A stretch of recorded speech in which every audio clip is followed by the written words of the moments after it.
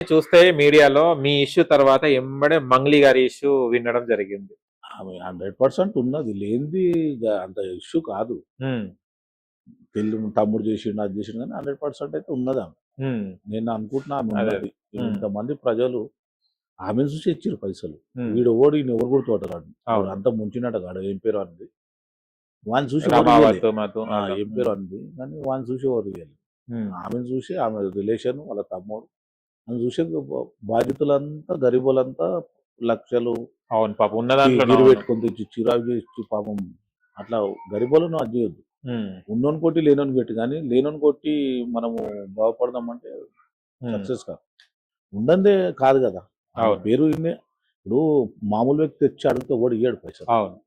ఆమె ఇగో ఈమె పలానా ఆమె ఇక్కడ చేస్తుందంటేనే అందరు ఇచ్చిర్రు. నేను చూసిన వీడియోలు చూసిన ఆమె చేస్తుంటేనే ఇచ్చిర్రు. అదే చెయ్యంది ఎవరు ఆమె లేనిది సమస్య లేదు.